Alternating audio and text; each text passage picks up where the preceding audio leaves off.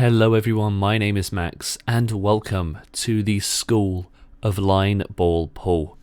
If you've been watching videos of line ball on the channel, you may have been a little bit confused as to what line ball is, how to play it properly, and this video is really your one-stop shop for not just the rules, the tactics and everything, but also the meta. Different styles of play, how to take advantage of opponents' mistakes, how to notice opportunities, and how to win games. The reason we're making this video is because as we've been playing line ball, lots of people have been curious, very interested as to what the rules are, and I've had to refer them to one of the first videos we ever made on the channel, which was a video that explored the rules of line ball pool in a very simple format. This video, as you can tell by the runtime, is much longer. On the screen right now alongside me you can see a set of rules and foundations. This is a rough cut. This is the first officially drawn up rules of line ball written by myself, Max Barrett, the creator of line ball, also supported by my friends Hoy, Ardit and Alex, who did the stats video for our very first tournament, and they contributed a lot specifically to this part to do with the terminology. Terminology is quite important to us because leading up till now, line ball is a new sport. We don't have names for everything like most existing Q sports or just other sports in general that exist solely within the niche, and so we've had to carve that out ourselves. And we build them up over time. So by having them in this terminology section, which we'll get into as well, you'll be able to explore what everything means. So when commentators in future games use certain terms, you'll be able to know exactly what is happening. And now I can refer people to a big video that shows exactly how to play line ball, how to set up a game, make sure everyone is all on the same page, because even right now, I shared the original video of how to play line ball pool with friends and family who have gone away and played it on their own, and some people get an occasional rule wrong, and that isn't their fault, that's my fault for not explaining it to the depth that I would like to. When I first made that initial video, I wasn't sure how popular line ball was going to become, and we've had so many views on the tournament videos. We've had over 13,000 on the channel as of when I'm recording, which is the 7th of January, and we've had 400 hours of watch time on line ball, which is just amazing. The dedication that this small but bright community has shown to our version of pool. So firstly, we're going to go into how to set up the game of line ball, because as you can see from the image on screen, it's not the same as pool or snooker, and it's very different. So if you see here at the base, the baulk line, where you would typically have your break off point, that's where you'd put the white ball down on a pool table and you would shoot into the what would be a triangle here of reds and yellows and the black ball. Now down here on the baulk line, you'll see that the black has been placed into this zone. So everything in here we will be referring to as the scoring zone. If you're playing as reds, it's your job to get balls into this area. If you're playing as yellows, it's your job to get the ball into this area, or your team's balls. And the job is also to remove your opponent's balls from that scoring zone area by firstly, you play this red into the area, your opponent will play this ball, and you start from the middle and work your way out, taking it in turns going back and forth. There is no two shots in a row in line ball, so I would always, if I was red, I'd take the first shot from here into the zone, and then if I was yellow, I would take the shot here into the zone. Now, the black ball is randomly spotted into the scoring zone at the start of each round. This can be by a referee, an independent person, or between the two of you, you can agree to swap who spots the black first. And the rule we have is that it has to make 3 cushion contacts, because that way, what it allows it to do is be random. It has to stay in the score zone, and if the black ball is hit on your turn, you lose. It doesn't matter if it hit off of your ball or your opponent's ball or anything else. It doesn't matter if it made contact with 4 cushions and then hit the black. It doesn't matter if you hit your ball onto your opponent's and then it hits the black. If it hits the black and you're at the table, you lose that point. And that element of danger means that playing around the black is high risk and high reward.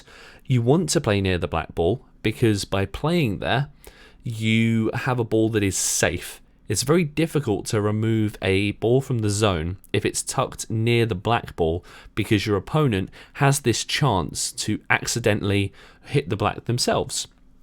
But the high risk element is that you might just end up hitting it. And the other danger element in this game is that if a ball is potted into the pockets in the scoring zone, you lose the game as well. So the middle pockets don't count here. If they go in the middle pocket, they're just out for that round. But if a ball goes in here, you lose. And that is the same as the black ball. If you knock your ball in, or your opponent's ball in, or even the black ball in, you lose the frame. So that's the way to set up a game, and that is the sort of major conditions that allow you to win a game in the scoring zone.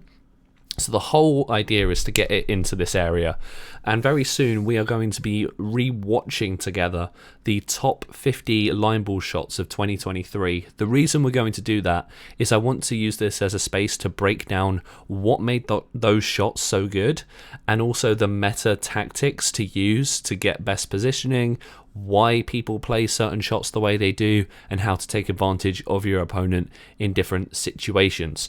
And that video has 50 very unique shots, so it's going to be a great environment to explore that together. So that is the basic premise of line ball, and a couple of extra rules we'll go into at the end. There's some very, I've called them in this document advanced rules, but they're just very specific to certain circumstances that you must be able to follow. Also, if a ball gets knocked back into this area, this is like an elimination zone. Any ball that goes out this way and then comes back and ends up in this spot has to be removed from play. That means that ball is gone, it's out, regardless of if it's your ball or your opponent's ball. And this zone in here, this is the playing area. This is where you haven't scored any points, but that ball can be moved into the scoring zone by using another ball to hit onto it. So anything in the playing area, theoretically, no matter what side of the table it's on, can be brought into the score zone. So let's move next on to the terminology. We have lots of different words for different things, and going into this year, 2024, we have really tried to focus on having all of the people who commentate games know every single terminology piece so that for our next tournament, everyone is on the same page. So as I said, the scoring zone is anywhere between the baulk cushion and the line separating the rest of the table. Any ball in this zone is a point for the team. Later on, by the way, you probably have the question of, what if me and my opponent have the same amount of balls in the scoring zone? We'll get onto what that means a little bit later. The playing zone. As I said, the playing zone is that bit in the middle. So if I go back up, the bit between this line and this line, so anything in here, that is the playing zone, because any ball can be moved into the score zone, but it doesn't count as a point. So that is just an area to play, an area to move balls into without sort of putting them into that space where they're going to be attacked by your opponent. So a legal shot is any shot that does not concede a frame at the time the shot was taken. So for example, if I knocked a red ball into the scoring zone, it would be a legal shot. And if later I knocked that same red ball onto the black, then that second shot would be the illegal shot, not the first one. The first one, the legal shot, it was completely fine. The illegal shot was the one that lost me the frame. This also includes other shots that don't necessarily lose you the frame. An illegal shot could be a ball going off the table or a push shot, and I'll explain later on what happens in those conditions. So a good shot is a shot that is legal, that goes and enters the scoring zone. So there's a few terms in here that can mean the same thing. A legal shot can also be a good shot, but not every legal shot would be a good shot, because you might play a legal shot, but it might end up in the playing area, so it's not scoring you any points. Whereas what we deem as a good shot is one that enters the score zone, or at least a ball enters the score zone on your turn. The next is a neutral shot. This is a legal shot that doesn't enter the score zone, but it's still in play. So your score tally hasn't changed, but it's a ball that hasn't cost you the frame, but it hasn't gained you any points as well. And an unforced error is a legal shot that goes out of play. So that would be, for example, putting a ball in the middle pocket by mistake, or if you hit a shot down the table and then it comes all the way back up and ends up going out of bounds into that area behind the line of red and yellow. So if I go back up here, if you shot this red down the table with too much power and then it comes all the way back up and reaches this line, that would be an unforced error as well. So an attack shot is a legal attempt for an aggressive shot against your opponent's ball. So this is making an attempt to remove an opponent's ball from the zone and leave your ball in the zone. So an enhanced attack shot would be the same as above, but it also succeeds in what it does. It removes the opponent's ball from the playing area.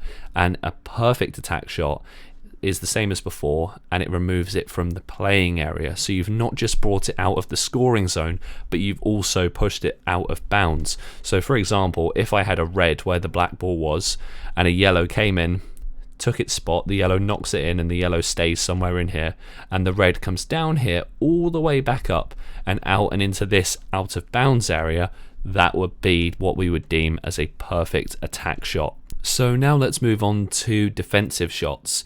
That is laying a ball that is not removed from the zone in your next opposing shot. So if you put a red ball into the zone and it's in a nice safe spot and your opponent cannot remove it in their next shot, that would be deemed as a defensive shot. So this is what I mean by a lot of shots can all be the same thing. You could have a legal shot because it doesn't lose you the frame, that is a good shot because it enters the score zone, that is also a defensive shot because it might lay it safe that can't be removed from the opponent's shot. So it would be a good defensive legal shot. Next is a risky shot. This is a legal shot that ends up with a ball close to the black or pocket at any point, and this excludes black ball hits or if you pot the ball to lose the frame. So this is where a ball ends up within one ball's width of the black ball at any point during the shot. And this could be a ball that simply passes by the black ball, or it could be a ball that ends up resting within one ball's length of the black ball at the end as well. So that's any kind of risky shot. And a draw condition. The draw condition is the phase of play, like I said, if you end up after shooting all of your balls into the score zone where the white ball now gets introduced and you must attempt to remove an opponent's ball from the scoring zone. So any balls in the playing area, they don't matter now. It's not about knocking them into the scoring zone. They stay in play because they are a barrier that will affect the game, but it's about removing your opponent's ball from the zone. And it's like a sudden death penalty shootout where the team that started first will take the first go, and if they do remove a ball, the other team has a chance to match it. And then you keep going until you remove a ball and your opponent doesn't on that same phase of play. The way it also, this is one of the more advanced rules. If you, for example, remove 2 balls from the scoring zone during the draw condition, your opposition has the chance to do the same, but they have to match it.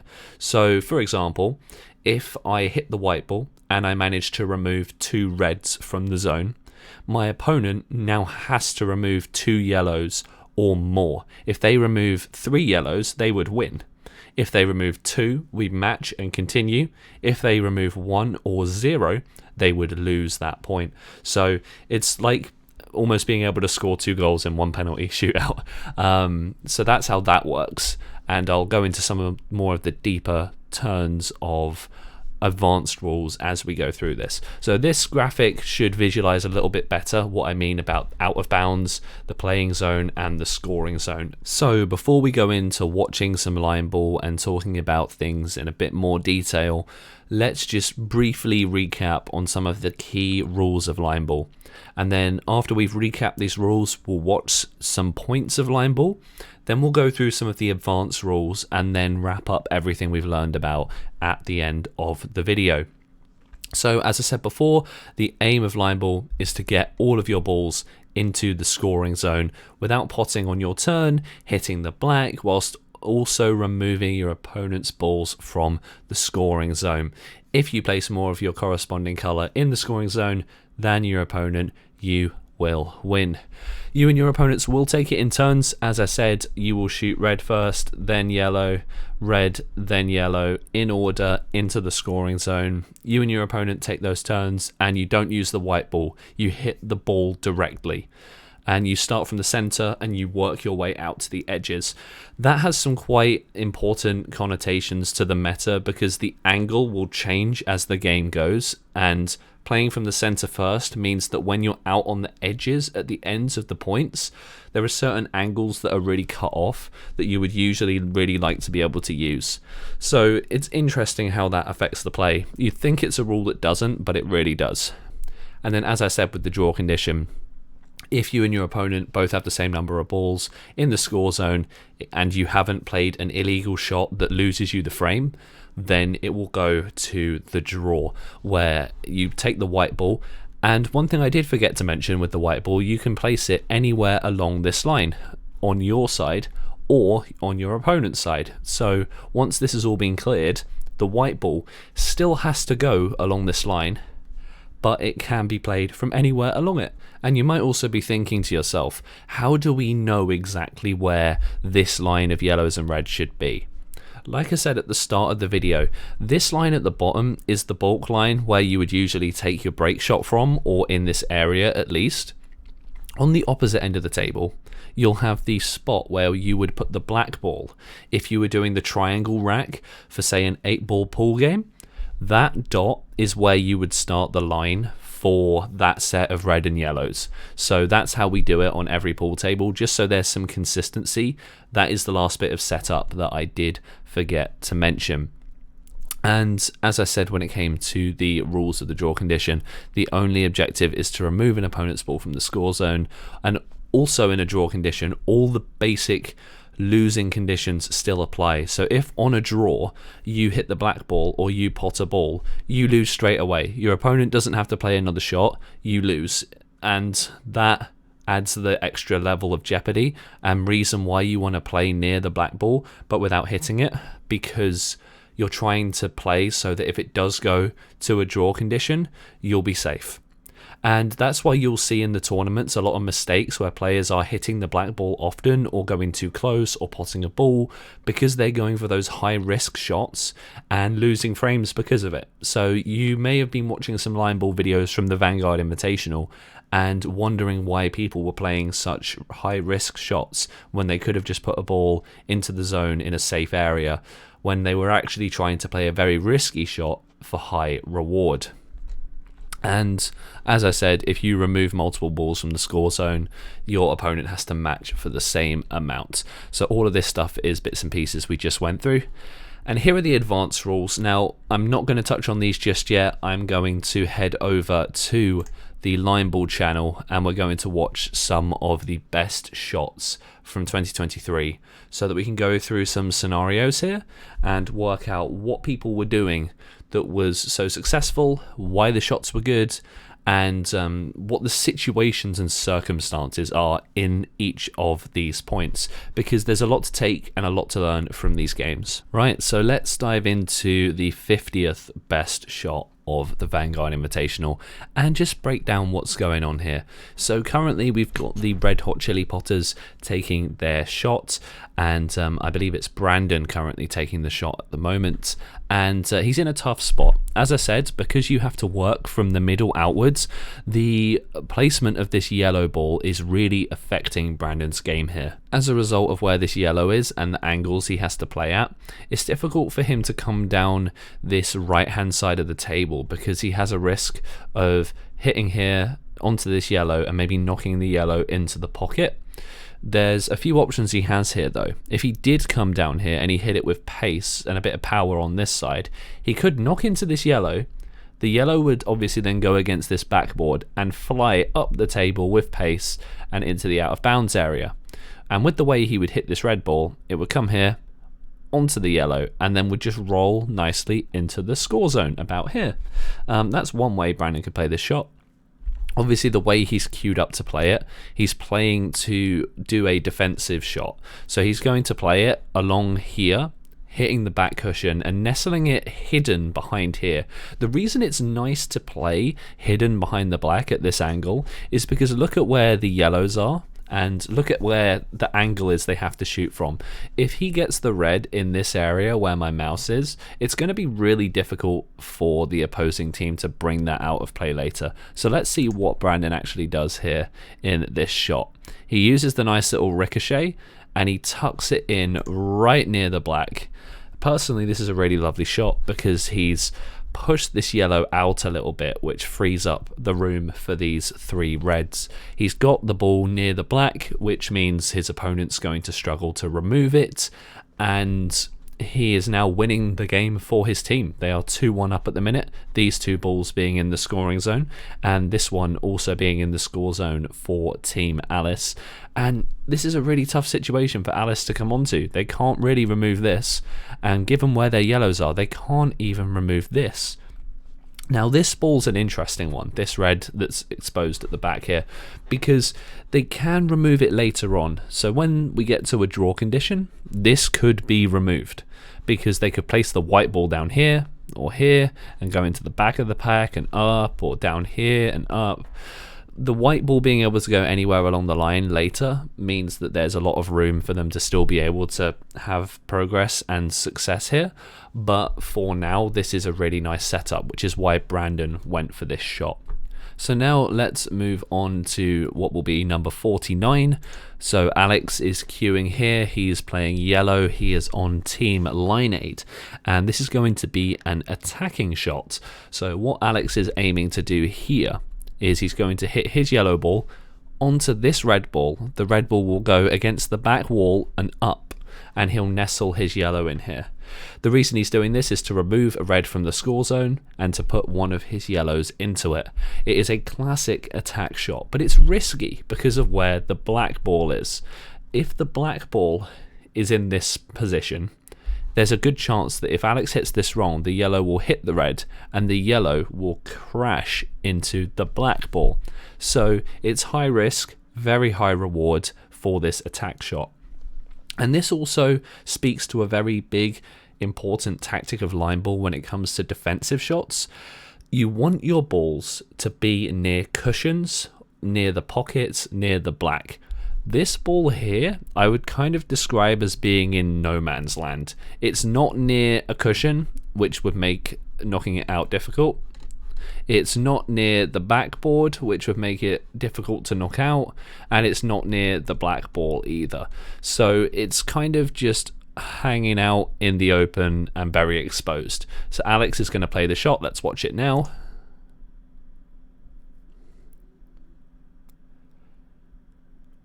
And as we said, he knocks it out and it's perfect. Look at that for a shot. He's got his yellow nice and safe at the back of the cushion, which means it's going to be very difficult for the other team to remove it. And this red is all the way out. I think it goes a little bit further up as well. So it changes the score to be 3 in the favor of Lineade. These 3 balls all in the score zone. This one's still in the score zone for the Red Hot Chili Potters, but this ball is now completely lost, and look at how much further it heads up the table. That is going to be a very difficult ball to bring from the playing zone back into the scoring zone. Let's head on to number 48 here and watch a slightly different situation. We're only going to watch a few of these, but this is just to give you a flavor of a few different shots, because I remember the start of this video had some really different kinds of shots here. So this is an interesting situation. It is currently 3-3 between myself and Alex at the moment. I've got these, or Alex has got these 3 balls in the zone. I've got 1, 2, and 3 here, and Alex has got this red, which is currently not in the scoring zone, as you can see by the score, but it is in the playing area, and it's very easy to be brought in later. Now, playing near the pocket for me is great, because if this game goes to a draw condition, then I am in a really good spot here, because my balls are very much tucked away and safe from being hit out. The only one that's a danger is this yellow, because, for example, if the white ball was played into this gap here, it might knock the yellow into a bit of space, and then in the next shot that Alex might get, he might be able to knock it out. So that's just a few insights into what could happen later on in a point like this. But let's see what shot I do end up playing in here. And that is brilliant. It's very powerful, very high risk, but I've now got these 2 balls tucked in to the corner, meaning that if Alex wants to play this red onto this red to bring both of these balls in, there is a good chance he'll hit the yellow here, knock it in, and give me the points. Because as I said at the start of this, if Alex on this shot was to hit this red onto this and bring both of them into the score zone, he would get 2 points. But then if he knocks these in, he would lose the whole thing. So this is a really, really good one for me as well. Now there's a couple other shots I would like to show you, so we're going to skip through to shot number 38 here. And we're once again watching Team Lineade. Now this is a really good shot for very different reasons, because this is, I'm going to replay it again. That is absolutely brilliant what just took place on that shot. And I wonder if you can work out what happened in this shot to make it such a strong candidate for a high quality play. This ball is just in the playing area, it's not in the score zone, so it's currently not doing anything. But my team, Maximum Impact, we could bring this ball in later.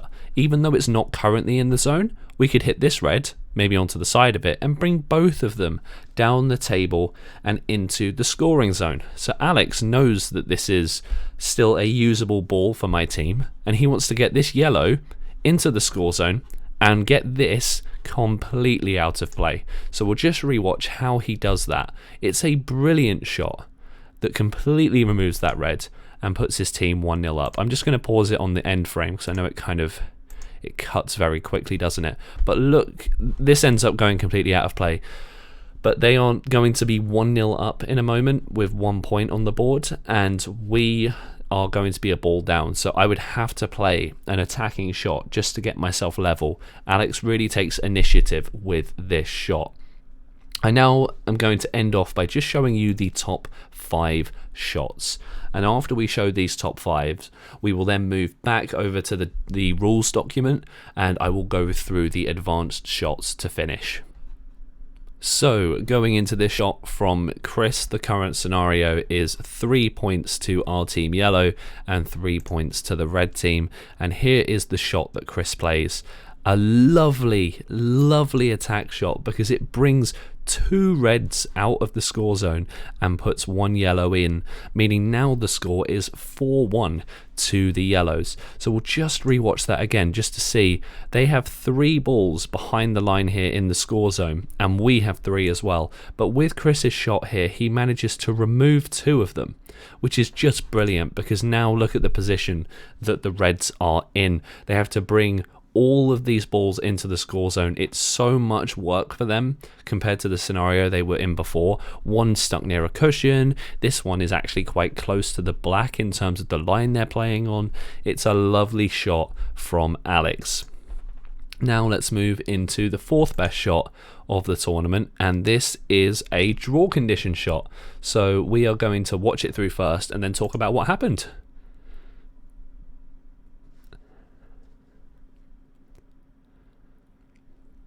And that is a brilliant shot from Brandon from the Red Hot Chili Potters, because that shot right there just won his team the frame.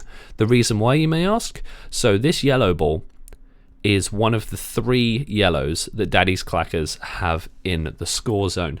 In this game, it is Brandon's job as part of the Red Hot Chili Potters to remove one of these 3 balls. Now, this one's quite difficult because it's against the cushion. You could get a double kiss. You've got this line of reds kind of blocking access to it. You've got this one, which is really close to the cushion. And this one isn't easy either, because if you go this way out, there's a chance it hits the black. And Brandon does it anyway, plays it with some power and gets it out of the score zone. The opponents had already had an attempt in the previous shot, which meant that by him playing this, he won the frame. So it's a brilliant shot from Brandon, and that's why his team won the frame from that point. Now, shot number 3, this is one of my all-time favourite line ball pool clips, and this is from myself and Chris in one of the very first games of line ball on the channel. And look at this scenario. This yellow here is not in the scoring zone, and Chris needs to bring this yellow and this yellow into the score zone on the same shot, because otherwise I'll just roll it into the score zone for a free and easy win. Chris knows that if both of these balls don't end up in the score zone, he will lose, but he also knows that there's a great risk of him knocking a ball into the zone. So he puts top spin on this, and watch what happens with this shot and how he has to play it. Plays it with the top spin, gets the balls into the score zone, and it's brilliant. He's done his job. I will then obviously then put my red into the score zone, and then we go to a draw condition. This here was easily one of the most entertaining frames of line ball, so do go back and check out that video on the channel. Next, we move into the second best shot of the tournament from Hoy. Again, a difficult spot, 2-2, drawing, and he plays a lovely shot to bring his red ball into the zone, but also to make this one much safer. It's now tucked next to a yellow ball. It's congested. When there's more congestion, it is difficult to remove balls from the zone because there's a chance that it will knock onto the black. A ball will go in the pocket. There is a lot more risk when there are clusters, and so Hoy puts this red into a grey area and then covers the pocket with this one. It does 2 things in one, and that's what makes it such a good shot. And now heading into the number 1 shot of the entire Vanguard Invitational and just 2023 line ball. This comes from Aditya of Team Alice. They're in a very difficult position. To give context as to how this ended up happening, Shana miscued this and it rolled just a little bit forward into this spot. So Aditya is going to try and bring this red, which they are hitting, and this one into the scoring zone in the same shot, because if they don't, they will be significantly further behind in the score count. So Aditya is queuing up here. There's lots of different angles to consider, and ends up just playing this incredible shot. We'll watch together.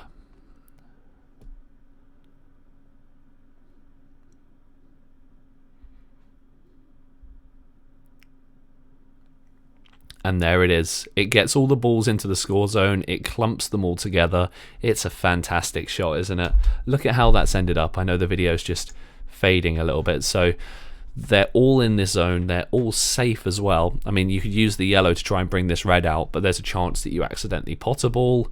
This is safe. It's all safe. And considering if we just go back to the spot that they were in, they were 4-2 down here and need to bring both of these balls in. It's a terribly difficult situation, and how they end up is back at 4-4 and all their balls are safe. So now to close out the rules and school of line ball pool for this video, let's go through some of the very advanced rules.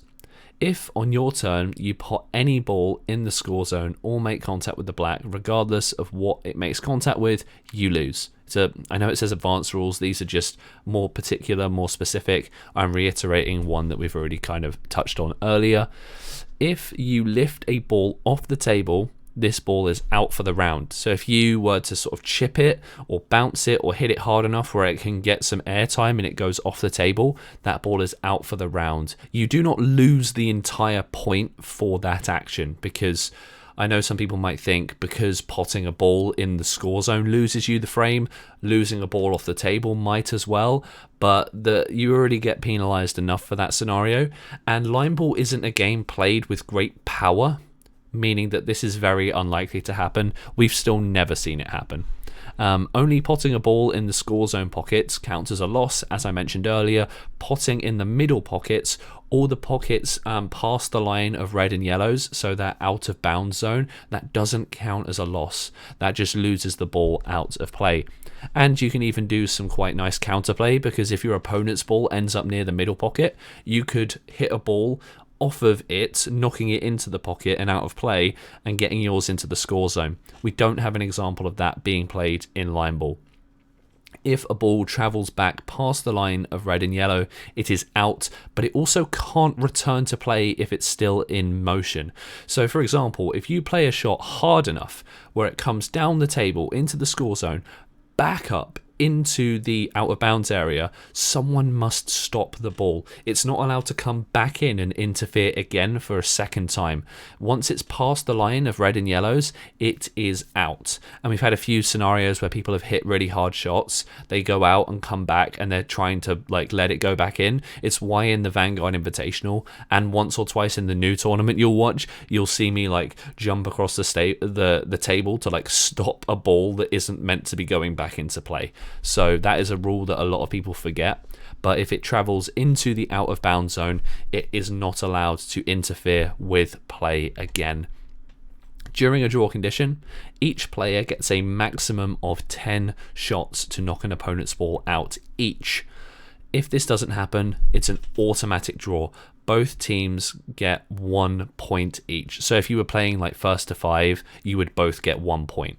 However, if you are on match point, then you'll both get 0 points. So for example, if you were playing first to 5 and you were on 0 points and you got an automatic draw, you'd both go to 1 point.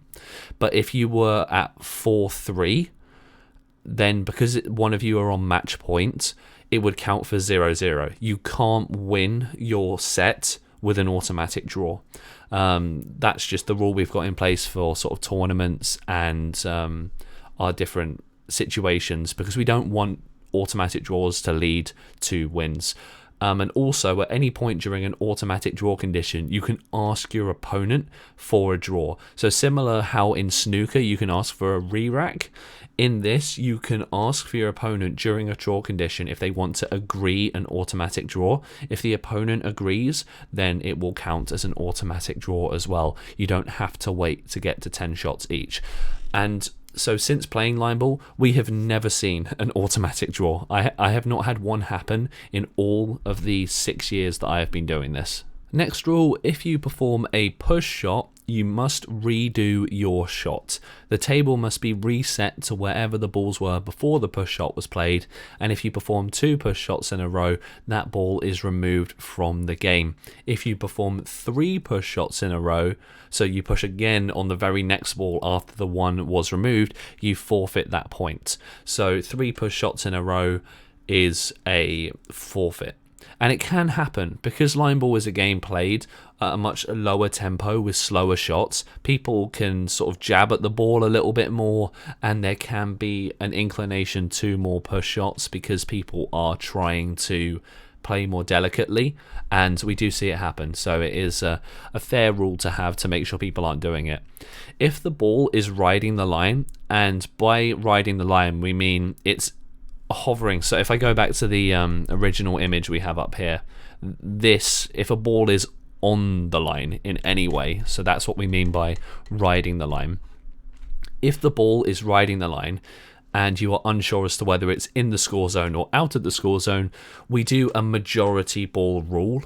So this means whatever side of the ball is most in which side, that is the way the point will be scored. So if most of the ball is out of the score zone, it's not a point. If most of the ball is in the score zone, it is a point. And you'll just measure that by looking along the side of it. For future tournaments, we want to have more side-on cameras that can give a clear view as to what is in and what is out, because lots of balls end up along the line of the score zone. It happens almost every game. but not every ball ends up counting as a point. So that is how we differentiate that. And that is quite an important rule, so sorry for mentioning it so late in the video. And if you're still watching till this point, thank you so much for watching, by the way. This is a lot to take in. Line Ball is a big game. We've been building it for 6 years, and so there's so much to take in and new information and news. So I hope it all makes sense. And the very last rule of this video: if on your shot you clip a ball in the line of reds and yellows, your shot is still valid. The reds and yellows on the line must be reset. However, this should not be done with intentional strategy and is capped at an allowance of 1 per game. A second will result in your team losing a ball. So this is if, for example, you play a ball at the start and it clips the line as you go. There's an allowance of 1 per game, because we don't want people using that as a strategy, but we understand that it can occasionally happen as an accident, and that's why we have sort of an allowance for it. So thank you so much for watching this video, going through all the rules of line ball pool, different tactics, different metas, different skills and abilities to try. And hopefully when you watch Line Ball Pool now, or if you go and play it yourself, you're going to have a better understanding of every single rule, but also how to play. Let me know in the comments below if there's anything I missed, any questions you have about tactics and rules, and I'll be sure to get back to you. I do read all the comments that we get on the channel, and hopefully I'll be able to make a part 2 to this in the future that goes even more in depth, that features maybe questions you have from this video as well. So make sure you subscribe to check out new Line Ball videos every single Tuesday at 6 PM. We have our next tournament coming up very soon. It's called the King of the Hill Shootout Invitational. We actually played it quite some time ago. We played it in early December, but because this tournament is bigger in terms of its format and how much is going on in the tournament, we have actually spent more time editing it, putting it together. We've got a really good commentator coming in as well. Matt and Simran did a great job obviously on the last tournament, but they were sort of very new to commentary. We have a seasoned radio presenter coming in for this next tournament, which is really exciting. Loads of great videos coming up on the channel. At the moment we're in the middle of our pre-season exhibition series and analysis videos, so I hope you've been enjoying those as well. And comment below and let us know what type of content you enjoy watching most, whether it's these more informative videos, the tournaments themselves, casual games of Line Ball, or even like when we did that one sort of game show type video, Pot or Not. Let us know what you enjoy watching the most, and we'll try and recreate as much of that as possible, because we really enjoy making videos here and we want to make what you enjoy watching. So thank you so much for watching. My name is Max. I am the creator of Line Ball Pool. I have been pouring my heart into this game for the last 6 years, and we've been producing it on this channel since June last year. So any support you can give is much appreciated, and I look forward to seeing you next Tuesday at 6 PM for the next video.